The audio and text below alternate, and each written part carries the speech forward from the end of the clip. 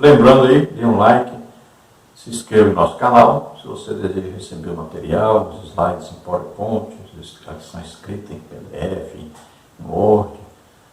Então, entre em contato conosco, você receberá esse material lá pelo WhatsApp. O telefone está aí, 999-152-0454. Vamos ao tópico 3, então, a importância e a necessidade da igreja. Subtópico 1, a igreja como família de Deus. A igreja é a família de Deus, Efésios 2,19. Como família de Deus, a igreja tem Cristo como seu cabeça. Contudo, como acontece com toda a família, a igreja também possui comando, direção e regras às quais deve se submeter. Os cristãos verdadeiros, portanto, como acontecia na igreja do primeiro século, devem se reunir para adorar Jesus Cristo como o Senhor da igreja. É nesse contexto que acontece a integração do crente na igreja local. O importante nisso tudo é o sentimento de pertencimento ao corpo de Cristo que o grupo proporciona. Não podemos ser igreja sem sermos antes uma família. Nesse aspecto, a igreja deve discipular seus membros e fomentar a comunhão uns com os outros. O sentimento de irmandade, respeito e reconhecimento mútuo deve dominar o ambiente da igreja local, como está em Efésios 2, 15 e 16. Então a igreja deve ser vista como uma família. Aí existem autoridades, existem irmãos, né? Existem aqueles que orientam, existem aqueles que presidem sobre nós, né? Que organizam as coisas.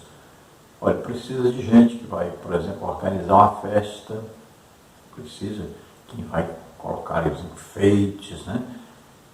Quem vai organizar, quem vai falar, que hora que vai falar, tudo isso tem uma organização, tem uma liderança geral, tudo tem uma organização.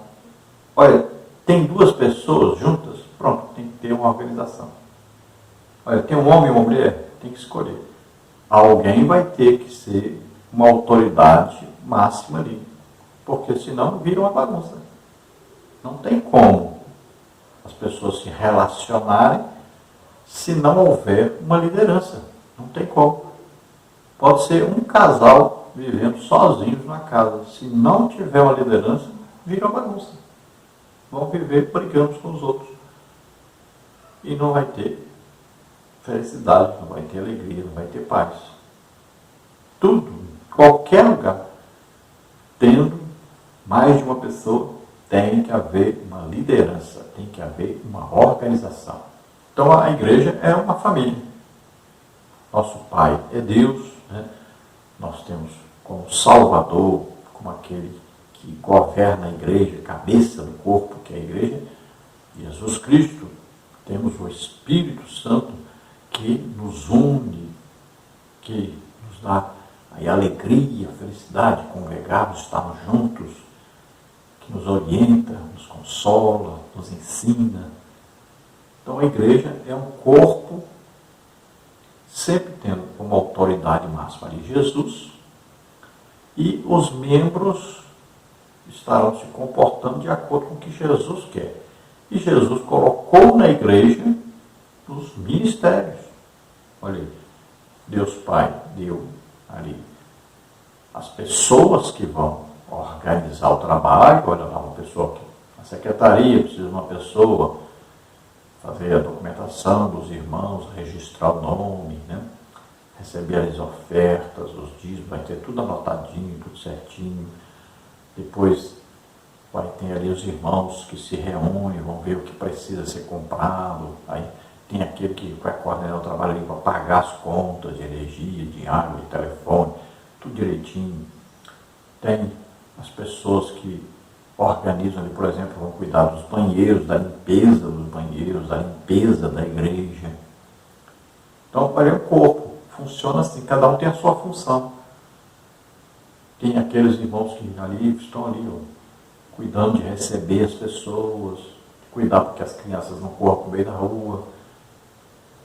Tem lá a organização com as crianças é uma coisa, com os adultos é outra, com os idosos outra. Tem a escola bíblica dominical bem organizadinha, tem a liderança, né? Tem os professores.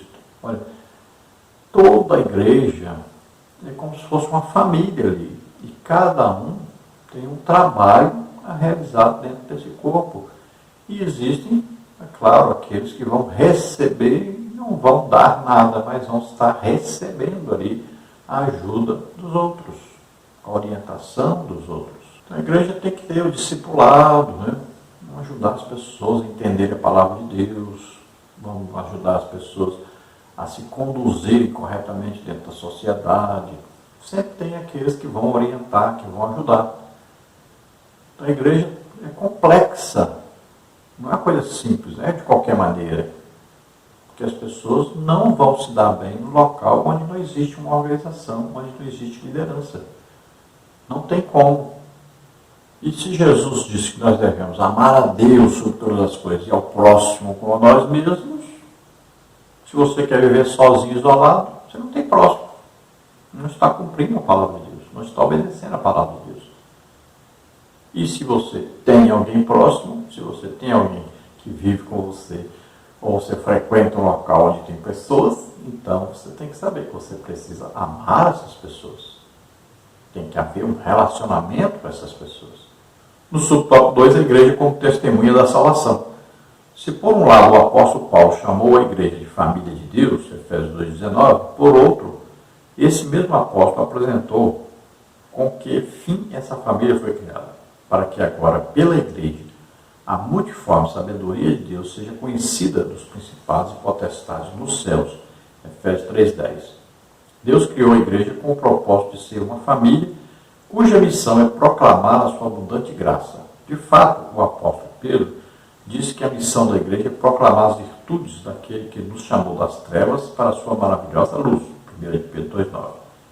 A razão de a igreja existir, além do fato de promover adoração, companheirismo e integração, está na sua missão de pregar a salvação. A igreja pode existir em um templo, mas a sua missão só se completa fora dele. Não há igreja que seja bíblica e exista somente dentro de 4 paredes. Então, veja, a igreja, além de ser família, é uma reunião de irmãos que vão prestar um serviço a Deus, vão adorar a Deus. Agora, essas pessoas precisam também de conhecimento, de ensino, de pregação, né, de orientação, de disciplina, correção, tudo isso funciona na igreja. E a igreja precisa também de saber a sua função. A sua função é ganhar almas. Esse é o objetivo central, principal da igreja. Nós nos reunimos para adorar a Deus, para aprender sobre a palavra de Deus, né? Estamos ali reunidos para nos comunicarmos uns com os outros, mas temos que ter em mente uma coisa. Todos nós temos a responsabilidade de transmitirmos, de nós compartilharmos Jesus Cristo com outras pessoas para que eles sejam salvos também. Já pensou? Se os apóstolos guardassem para si tudo que aprenderam com Jesus e viveram com Jesus, não existiria a igreja hoje. Não, nós vamos nos reunir só nós aqui e vamos viver assim, reunidos aqui falando de Jesus, nos alegrando, louvando a Deus e pronto. Não vamos falar com ninguém sobre isso. Tinha acabado a igreja. Então a igreja, ela tem essa função de transmitir, de compartilhar Jesus com as outras pessoas, pregar o Evangelho, ensinar a palavra de Deus para que outros também se convertam. Agora as pessoas vão se convertendo e precisam de ajuda. Não são todas as pessoas que se convertem e elas mesmas vão aí orar sozinha, aprender a orar sozinha, vão aprender aí a Bíblia sozinhas, vão viver sozinhas. Não. Pouca gente que se desenvolve sozinho. A maioria precisa de ajuda, precisa de aconselhamento, precisa de ensino, precisa de orientação ali, alguém aconselhando sempre, alguém ajudando no progresso da pessoa. A maioria das pessoas precisam de ajuda de outras pessoas para viverem a sua vida cristã. Então precisa de comunhão uns com os outros. Precisa haver um local onde a pessoa possa ir, buscar ajuda. Precisa de haver autoridades ali, onde a pessoa também vai buscar aconselhamento, orientação para a sua vida. Porque acontecem problemas. Olha, o casal precisa de aconselhamento. Precisa muitas vezes de ajuda. Porque senão acabam se separando. E é muito importante que haja uma liderança onde a pessoa possa buscar orientação. Olha, as crianças, se não tiverem uma escola bíblica dominical, alguém que vá orientá-las dentro daquilo que ensina a palavra de Deus, se perdem, a maioria se perde. Precisa de orientação, precisa de um ensino, um estudo. Onde tem? Não é na reunião na rua, nas praças, na beira do rio e tal, na reunião no bar, na lanchonete. Não é aí que a pessoa vai ter. As crianças não vão aprender aí. Elas precisam de um local próprio. Vamos ver a conclusão. Nesta lição, vimos como os desigrejados pensam e agem com relação à igreja. Acreditam ser possível ser igreja fora da igreja. Vimos que alguns equívocos contribuem para isso. Há o mito de que uma verdadeira igreja não possui organização alguma e, consequentemente, não há liderança estabelecida. De acordo com o Novo Testamento, sim, a igreja possui liderança estabelecida e conta com estrutura organizacional estabelecida. O objetivo não é honrar e glorificar o homem, mas exaltar o Senhor Jesus Cristo e cumprir a missão para a qual Ele nos chamou. Então, essas pessoas que saem da igreja, né, ou que até nem foram para a igreja, mas estão se reunindo aí nas praças, no parque, no clube, então, numa lanchonete, num bar, na casa da pessoa, então, estão se reunindo e dizem que não precisam ter uma igreja, aí um prédio, nem autoridades, pastores, né, os líderes, que não precisam. Então as pessoas estão vivendo debaixo de um espírito de erro. Não estão percebendo, estão lendo a Bíblia e não estão vendo o que está escrito lá. Não estão aprendendo como está escrito. Não estão conseguindo enxergar a realidade. Então essas pessoas precisam de visitação, de muita paciência dos irmãos, que os irmãos convidem essas pessoas, que os irmãos participem junto com eles das suas reuniões e os ajude a entender que é necessário haver aí um prédio, é necessário ter aí as lideranças, tudo de acordo com a palavra de Deus. Nada é feito sem a palavra de Deus. A pessoa fala, um púlpito, não precisa de púlpito. Sim, nós fazíamos isso onde?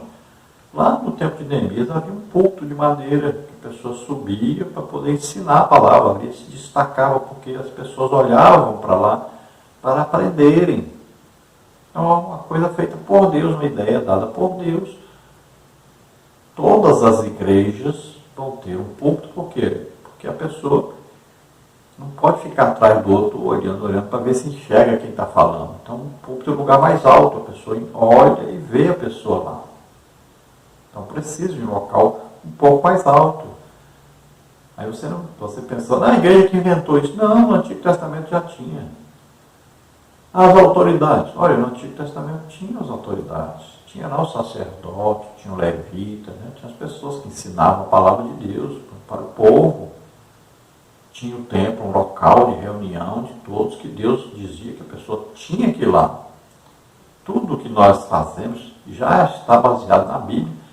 E muita coisa vem do Antigo Testamento também.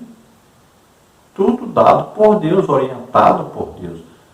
Então nós seguimos uma orientação de Deus, daquilo que está escrito na palavra de Deus. Ninguém está inventando nada. Os líderes não são para ser adorados, mas estão ali e são importantes para nos ajudar. E nós temos visto certas lideranças aí, que são reconhecidas pelos desigrejados, muitas vezes, né? Conversa com eles, muitas vezes dão apoio. Quem são essas pessoas? Você já estudou para ver quem são essas pessoas? Então, tome cuidado. Você acaba tendo líder que, na verdade, não são lideranças confiáveis. Então, nós temos aí estatísticas, né, que dizem que hoje nós temos aí por volta, talvez aí de 10 milhões a 12 milhões de pessoas que não estão congregando regularmente numa igreja. Muitas dessas se reúnem, né? Se nós olharmos aí no site aí dos desigrejados, reconhecido pelos desigrejados, vamos ver aí que existe uma liderança, existem livros que orientam, né? E pessoas não confiáveis. O assunto aí de desigrejados no Brasil começou, o bispo da igreja Reina falando sobre isso, né? Agora, uma coisa que sempre existiu, desde que existe igreja, sempre teve esse pessoal, né, que acha que deve aí desacreditar em toda a organização de instituição, tudo sobre a igreja e fazer como imaginam, coloca na sua cabeça, né? Viver do jeito que quiser, sem ter ninguém que vá falar que eles estão errados, sem corrigi-los, e vão viver da maneira que quiserem. O livro que eles consideram assim, mais importante é o Cristianismo Pagão. Esse movimento atual surgiu nos Estados Unidos, como sempre, é um país que se destaca mais, acontece alguma coisa lá e os outros querem copiar. Mas sempre existiu isso. Aqui no Brasil tem um apoiador aí, né, famoso para esse grupo. Então, suas reuniões, que eles dizem que não tem liturgia, que não tem liderança, mas lá tem oração, tem louvor, tem adoração, tem pregação, tem até oferta, muitas vezes para pregar o local ou para ajudar alguém. Quer dizer, estão fazendo um culto organizado com liderança, mas dizem que não tem nada disso. Os desigrejados são formados aí principalmente por dois grupos. É um grupo dos decepcionados com alguém, com a liderança, com alguma coisa. Às vezes estavam fazendo aí uma campanha, né, para ficar rico aí, uma campanha sobre prosperidade financeira, e que não deu certo, e que viram que isso era só fantasia, e saiu, rebelaram-se, né? Às vezes faziam uma campanha para ser curado, não foi, também saiu. Então, decepcionados com alguma coisa, às vezes alguém ofendeu, né? Alguém não deu uma oportunidade, aí saem ofendidos, pronto, são os decepcionados, pararam de congregar por causa disso. Outros são os críticos, ou os desigrejados aí, ideológicos. Então, esses são perigosíssimos, né? Para eles não pode ter organização, não pode ter prédio, não pode ter nada, estão revoltados com tudo, não pode ter aí um documento aí para seguir, não aceitam a autoridade de ninguém, e são os revoltados aí. Tem esse grupo também. Nós acreditamos que é possível visitarmos, principalmente os decepcionados, e ajudá-los para que possam retornar à igreja. Já os ideológicos são pessoas rebeldes, né, revoltadas contra qualquer tipo de sistema, não só da igreja. São pessoas, vamos dizer, hoje está um nome aí, mais conhecido como esquerdistas, ou seja, são contra tudo que for organização, autoridade, são aqueles que querem baderna mesmo, que querem desobedecer a todo mundo e viverem como se não existisse nenhuma autoridade, não existisse nada de coisa boa no mundo. São os revoltados. Esses são mais difíceis da gente conseguir trazê-los de volta para a igreja, fazer com que eles enxerguem a realidade, a verdade da palavra de Deus. Essas pessoas não gostam que a gente fala com eles que eles são os feridos, que são os ofendidos, que são aí os desigrejados. Eles não gostam muito desses nomes. Então, quando você encontra um, é melhor não dizer o que você já sabe. A maioria deles, como qualquer pessoa que está assim afastada da igreja, às vezes desviado e tal, qualquer um vai dizer o quê? Não, eu estou bem com Deus, agora que eu encontrei o caminho certo, a verdade, né? Sempre vão dizer a mesma coisa para se auto-justificarem diante da sociedade, diante dos irmãos. Então vamos dizer que está tudo bem. Alguns dizem, não, eu vou de vez em quando à igreja, não, eu tenho até o pastor fulano é meu amigo e tal. Então, são pessoas que procuram de todas as maneiras ainda tentarem arrebanhar a gente, tirar a gente da igreja para acompanhá-los nessa fantasiosa aventura. São muitas dessas pessoas intelectuais, pessoas libertas, independentes. Então, para eles dizem, Jesus é meu pastor, esse negócio de dízimo do Antigo Testamento, esse negócio de EBD não precisa, negócio de coral, isso não existe, ministério de louvor, isso não existe, pastor não tem que ganhar salário. Então, eles esquecem a Bíblia ou entendem completamente a palavra de Deus. E é interessante que eles não sabem nem que o apóstolo Paulo, por exemplo, recebia salário das igrejas. Está aí claramente na palavra de Deus. Não sabem que pastor é ministério dado por Jesus Cristo. Não sabem que oferta, dízimo, existia antes da lei. Não sabem que a escola bíblica dominical é um curso teológico importantíssimo, onde as crianças principalmente aí aprendem e vão ser pessoas que vão permanecer fiéis a Deus. Os novos convertidos que aprendem a palavra de Deus, desenvolvem conhecimento de Deus, um conhecimento geral bíblico, que é importantíssimo isso para toda a família, para todo crente. Mas acham que não, que são sabidos mais do que os outros, sabem tudo. Bom, vamos orar. Se você deseja aceitar Jesus como Senhor e Salvador, você que está afastado, quer retornar, vamos orar agora. Você que está doente ou enfermo, receba a oração e seja curado agora em nome de Jesus. Vamos orar. Pai querido, em nome de Jesus, te apresentamos essas vidas que se chegam a Ti arrependidos dos seus pecados. Toma, Senhor, em Tuas mãos, abençoa. Em nome de Jesus, dá-lhe, Senhor, o Espírito Santo, escreve os seus nomes no livro da vida, recebe de volta aqueles que estavam afastados, Senhor, com aquele abraço de Pai, de amor, de misericórdia. Ajuda, abençoa, Senhor. Faz-os olhar para a Tua palavra e crerem, verem a realidade, a verdade. Em nome de Jesus, aqueles que estão doentes, estão enfermos, recebe-os agora. Cura, Senhor, agora, em nome de Jesus. Solta todo mal, toda doença, toda enfermidade. Sai agora, em nome de Jesus. Toca, Senhor, neles agora e dá saúde a eles, em nome de Jesus. Amém. Glória a Deus. Paz do Senhor a todos.